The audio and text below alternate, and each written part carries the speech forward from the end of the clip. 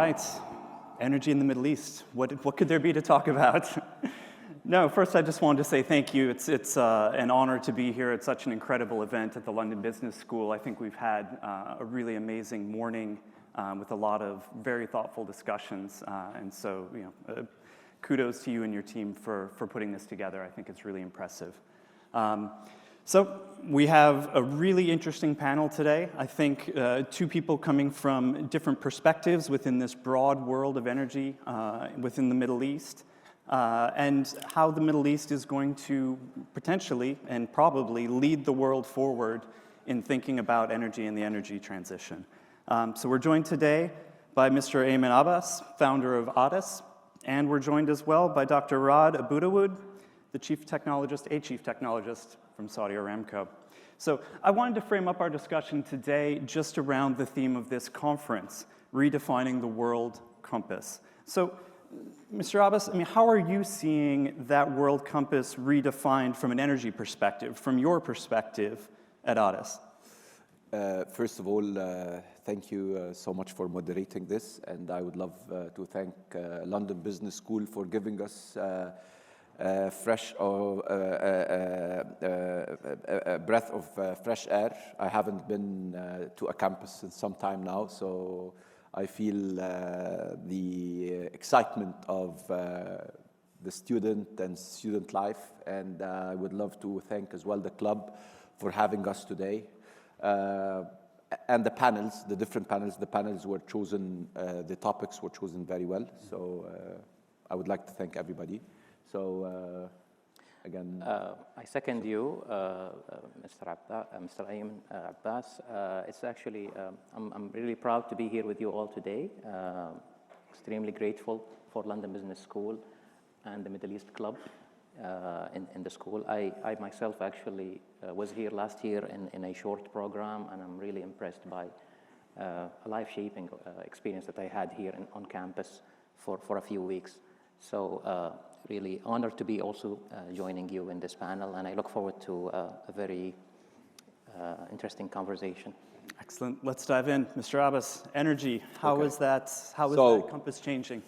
I'll just go 6 years back. So I'm in this sector since 1994. Mm-hmm. So I saw 3 cycles, okay? And each cycle looked like the cycle before, but this last cycle was quite aggressive towards the traditional energy. So 6 years ago, I was sitting here in London discussing some finance with one of our lenders, and they told us, sorry, we're not going to do traditional energy anymore, and they kind of looked at us as dinosaurs or so. I mean, after few years now, looking back at what happened, I believe it was a very, very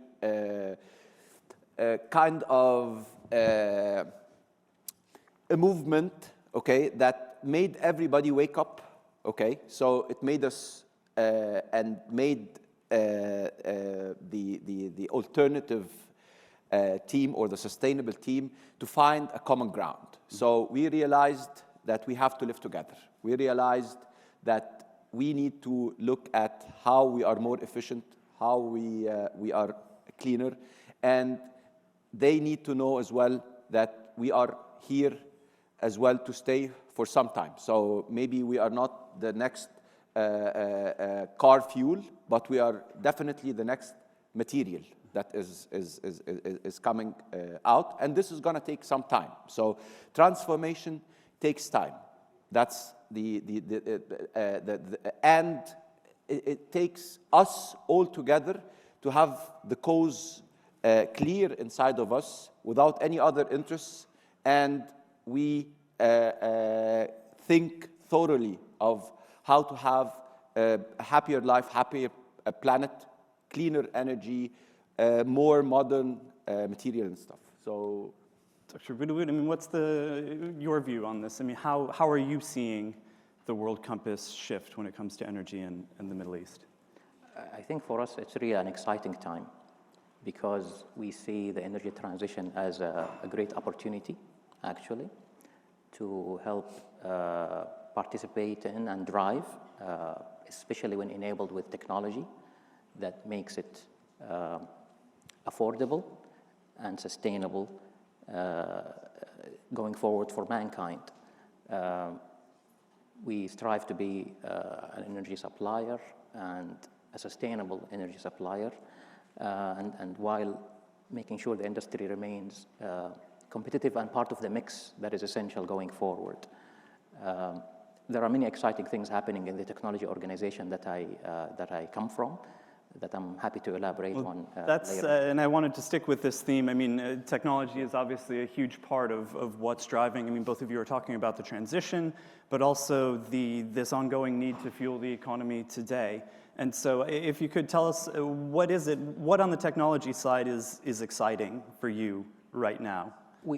We see hydrocarbons really playing a pivotal role going forward to even enable the other or renewable kinds of energy that are becoming more and more adopted. So hydrocarbons are a key source for hydrogen. We believe in blue hydrogen as an essential component in the energy mix going forward, and there are technologies being pursued to produce blue hydrogen in an affordable manner. Also, what maybe not everyone, let's say, is aware of or recognizes is that hydrocarbons are a source of carbon that is not combustible. So carbon that ends up going into different segments or sectors and industries like buildings, construction, automotive. There is a lot of technology and R&D that is going on to enable carbon-based materials to help the energy transition. We call it even a material transition that's going to be necessary to happen or occur at the same time as the energy transition is happening. I mean, Mr. Abbas, we were speaking earlier about this downstream aspect of the transition and this idea of circular, how you can support that circular.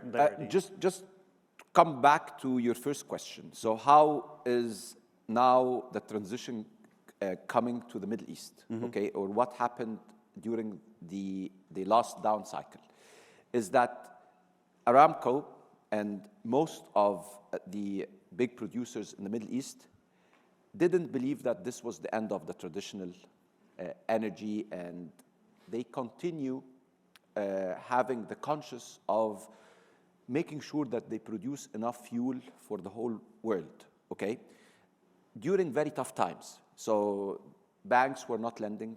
A lot of the mega international E&P players were not as well investing. They kept going just because they know that there would come a time that we will need all this production, okay? If they wouldn't have done this, I would have today been very alert about the prices and the scarcity of the oil and gas. So by them doing this, they start having people looking at them as part of the solution. So for the first time, their strategy, okay, kind of, they dictated their strategy on the energy kind of platform. So that's the just touching back on the first question. On the second question, how do I like to look at what's happening, okay? I like to break it down into upstream and downstream, as it is now, traditionally. So it's upstream is generation, so solar, wind, hydrogen, oil and gas. Oil and gas. I'm talking about the transformation. Sure. Okay, and the downstream is all the fuels and all the polymers that comes out for my suit and for your pen and for the building materials and all of that. So there are two trends happening there. Okay, so basically what I believe is that the first trend is that generation and fuel is gonna replace the role of the traditional fossil fuels in terms of energy in terms of generating our energy and our cars and all of that, but it's going to go to, with all the technologies that Aramco today are involved in and all the researchers, it's going to go to be the next building material. So this building that we are living, we're in now, could be much lighter, okay, much stronger, much more, less carbon footprint, you know, faster. And again, as well, I believe that in we're going to have the next printing material, 3D printing material is going to come out of the hydrocarbons. So basically, it's only a shift. It's only a shift upstream. So I mean, a shift that we use our resources much efficiently. Mm-hmm. Dr. Budwood, I know you're working on some of these materials. I mean, how quickly can we realize this vision of lower carbon, different materials that can then enable the transition that might be coming from oil and gas? But I mean, are they ready today at scale, at cost, that we can commercialize? I mean, so the research is ongoing, and funds and different organizations through partnerships and capitalizing on top universities and top minds are increasingly working on solving these or addressing these challenges in basically lowering the cost of these materials that are derived from hydrocarbons to make them more affordable, and their rate of adoption in different industries grows. We see a trend of more liquid hydrocarbons going into chemicals, chemical building blocks that are the basis for, you know, plastics and many specialty materials. And the hydrogen, when we capture the CO2, becomes a blue hydrogen. And the CO2, when captured, which is also a trend where we see more efforts on reducing the cost of capturing the CO2, when combined with the hydrogen, one can actually prepare or manufacture very low climate impact fuels. The same gasoline, diesel, and jet fuel that we use today, but sourced from CO2 and hydrogen.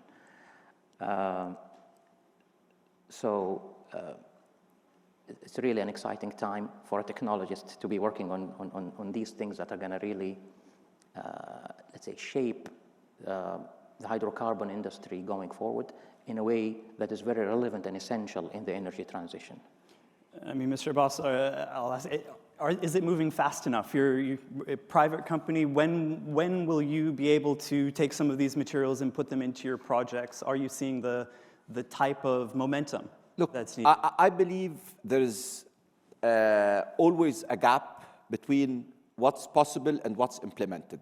Because for sure, there's a lot of money already invested in all the sectors today, and with old materials, with old turbines that are not as efficient as the new turbines, which will take some time and some political influence and some political motivation as well. Countries has to motivate this in order to enable a faster transformation. So the transformation is coming, okay, with the new materials and with a more efficient energy sourcing and all of that, but it's costly. And all of us are in businesses that are very, sensitive to a lot of things. So it's about, I believe, it's about the countries, and it's about like last COP was one of the very significant COPs that was there, and it was, you can have a landscape just by being there on what we're talking about today, because first of all, you see how governments want to incentivize programs. And this, I wanted to ask you specifically, who leads this transition? Who leads this move towards technology? Is it governments? Is it public institutions, schools like the one we're at today? Is it the private sector? Who pushes this forward, and what's the role of each, I guess, in So, please. either? I think you both have interesting perspectives on it. I mean, I'm happy to take this. As an observer, I see governments currently and going forward playing a pivotal role in shaping policies and regulations that incentivize the creation of an ecosystem that attracts investments, attracts top talent to the nations where these governments are, and rally everybody to address the grand challenges that exist, that when tackled, really the energy transition can happen in a very affordable and practical manner. Governments, at least in Saudi Arabia, are really fostering this kind of ecosystem and incentivizing top universities and the national labs and industry to work together through availing funds,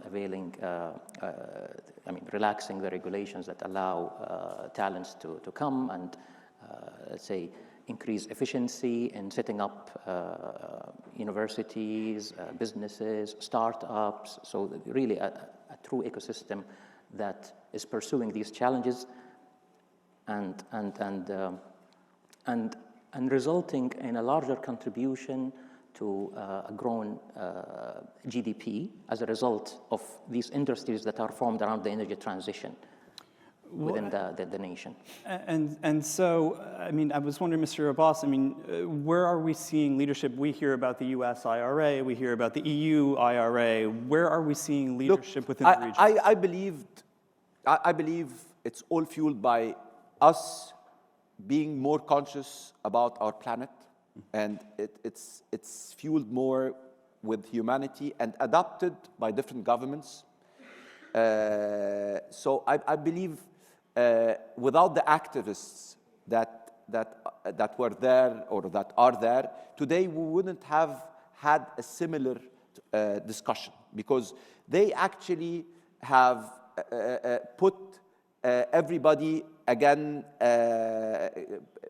restarted our compass in terms of we need to do what we do, but with a greener footprint. So everybody, I mean, found this common topic, common ground, found this inside of him. And I think that this is going to be fueled by everybody, but needs to be incentivized by governments because of, I mean, like in the Paris Convention, most of the bottlers, most of them came and said, by 2025, we will have 25% of our PET, which is their packaging, from recycled plastic, okay? And everybody signed, and everybody was so aggressive, I mean, to take this. Today, the thing is, we are just 2 years from 2025, and we are at 4% of that. The companies, two things happened. There was not enough, there was not a bigger plan for the equipment manufacturers, so we didn't have enough equipment manufacturers to power this change. The second thing that was created, that the price of our PET, okay, which started at the same price of PET, is now 2.5 times the price of PET. So basically, it's something that has to do with the whole platform. So everybody must be part of it. Well, you've mentioned Paris, we've mentioned COP. I mean, how do you see, either of you, the opportunity generated by COP coming up to set an agenda, to set a transition that looks different, that looks more balanced, that looks more driven than perhaps we've seen to date? So basically, I believe just by this lovely school and other lovely schools and holding conferences like this, making the awareness level grow, I believe that we are able to think and strategize more clearer. I believe as well that a lot of the lovely students that we see here today, I was telling you earlier that I was so shocked that my 7-year-old when I went to the COP27. So he told me, where are you, Daddy? I told him I'm in COP20. Actually, I didn't tell him. I told him I'm in Sharm el-Sheikh. He said, for the COP. So he's 7 years old. And I told him, how do you know about the COP? He said, I know about the COP. They're trying to make a greener planet. And so this generation, it's embedded inside of them. So I believe that this is going to help everybody like focus on the problem or focus on the objective and try to have the fastest route to the objective. So it's getting smarter and smarter every time. I mean, bringing in this question around the next generation, and I'm really interested, I want to shift gears a little bit and talk about the next generation of talent coming into the energy industry. And I'm really excited to hear from you, Dr. Aboud, how, it didn't used to be energy needed to compete for talent quite as much as it does these days. But I mean, I think all of the incredibly talented students that are here today, they're going to have a lot of options. How are you thinking about making sure that these students that are here want to come and work for Aramco, and how are they also kind of energizing or changing the outlook around the way that you pursue technology and do research? I mean, from what I see, from a technology standpoint at least, we're really hungry for talent to come and join us, and for very passionate people that want to contribute to this world-changing dynamics and momentum that is happening in the Middle East, because the sources of energy, both renewable or hydrocarbon-based, are all necessary and all are part of the solution. So just knowing that they can come and contribute to prosperity in a very responsible manner, enabling a world that is greener, more sustainable, is something that I wish they recognize. What about, I mean, I guess, what if they want to do their own thing, to start their own company? I mean, where are the opportunities? Are there opportunities for entrepreneurship, for startups in energy in the Middle East? Immense opportunities for startups. A lot of support is happening from the government, from the private sector. There are organizations, even in Saudi Aramco, of course, that allows entrepreneurs to, at affordable loans, to go and pursue their businesses and then become part of the solution.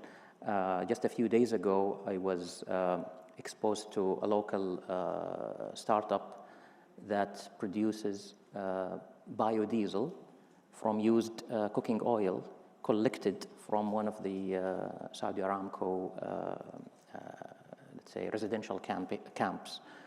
So, and this was founded by entrepreneurs, funded by an Aramco organization to promote this local private sector and entrepreneurship. Well, that's Mr. Abbas. I believe you're also a judge on Egypt's Shark Tank.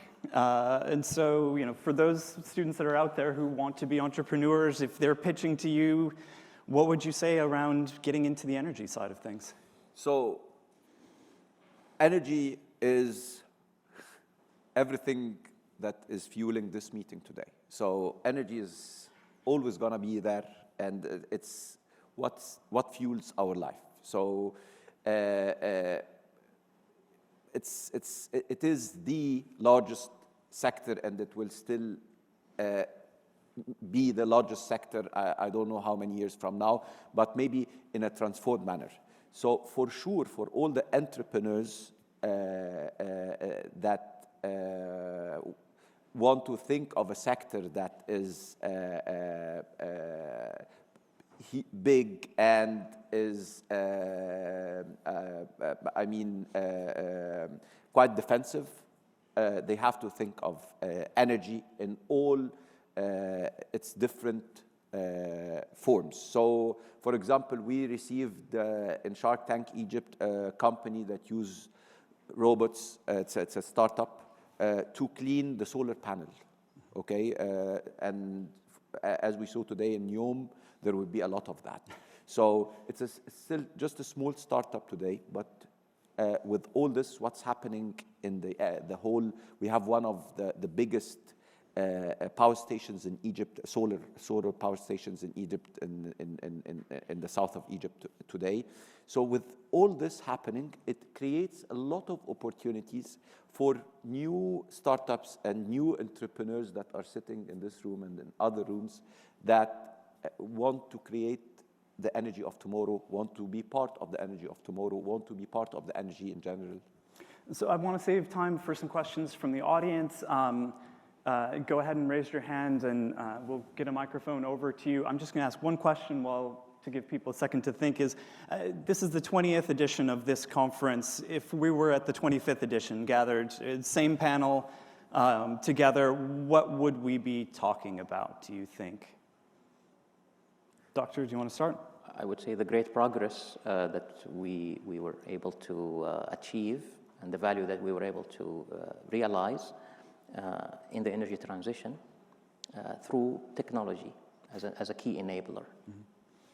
Mr. Moss? So I believe we would be talking about how more efficient and how we were able to save carbon emissions that are in the different streams of the energy. I believe we would all come with our electric vehicles, because I believe London as well will start banning all the it's internal coming now. combustion. Yeah, combustion engines. I think that some of these materials that we're talking about today will be out there.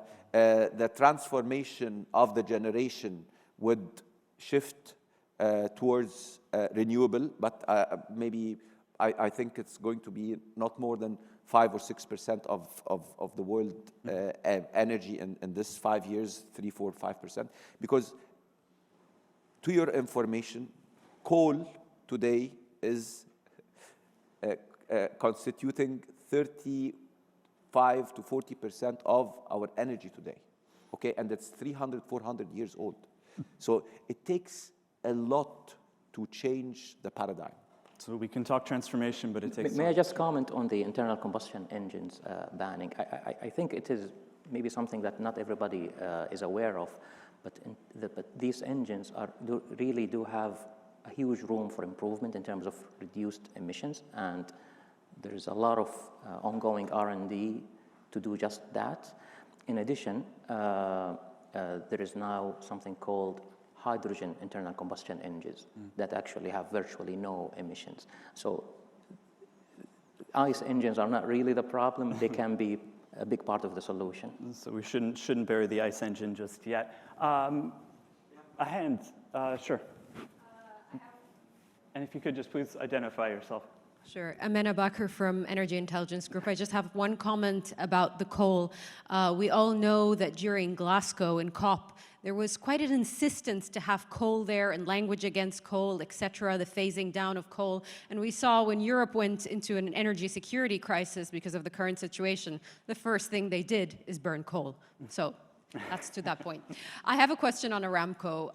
You mentioned blue hydrogen, and hydrogen is a little bit like the LNG sector. You need large offtake agreements in order for you to invest into the hydrogen sector. Are you seeing these offtake agreements materialize?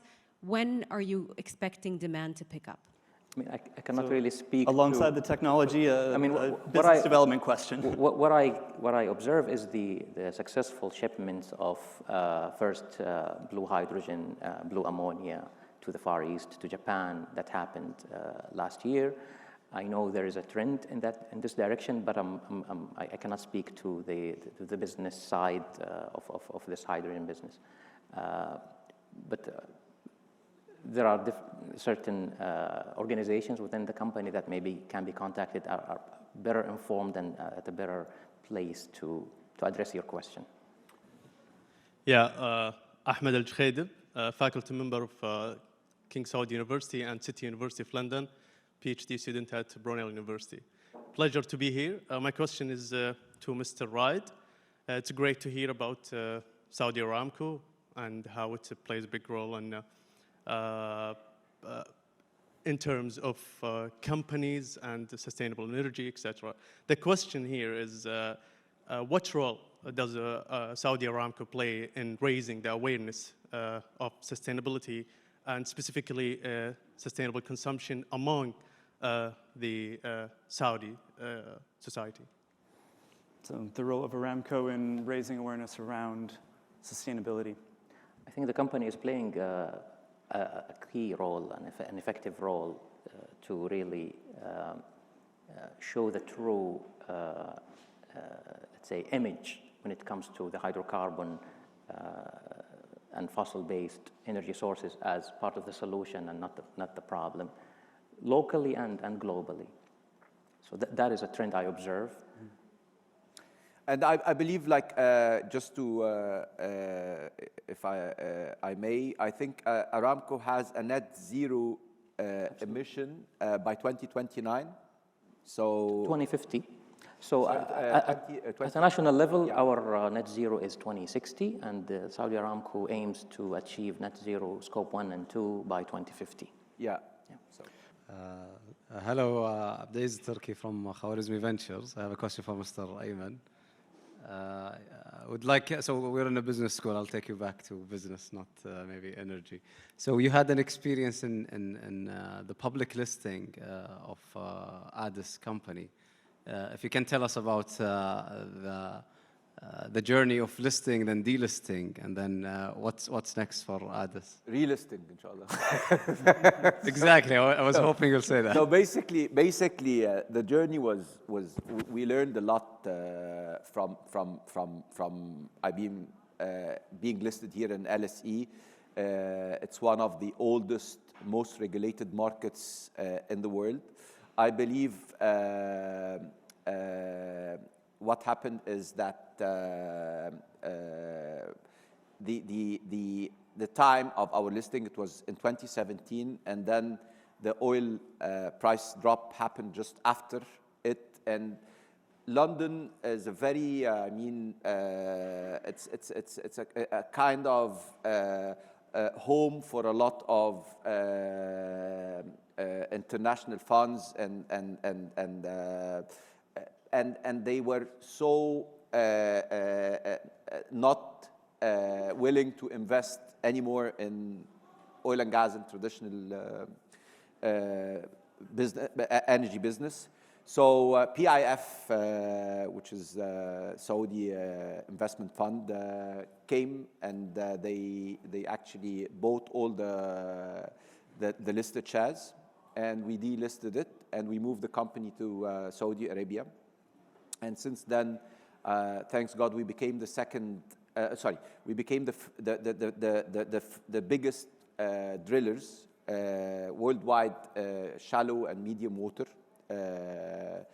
December last year, and that was because of PIF and the Saudi vision of knowing that this oil and gas is here to stay, and it is. They did really, I mean, books will write about this, because if they did not spend in the past 5 years and increased their production, today we would have seen oil prices, and I just don't want to quote, but easily above $200, easily. But they were so conscious, and part of our growth was we are the biggest drillers for Aramco today. So they've put an enormous number of rigs that I haven't seen in my 30 years career, just in the past 5 years, to save us from having a scarcity of oil and gas today. All right. Unfortunately, that's all the time that we have. I would love to keep talking, but if everyone could just please thank our panelists. Thank you.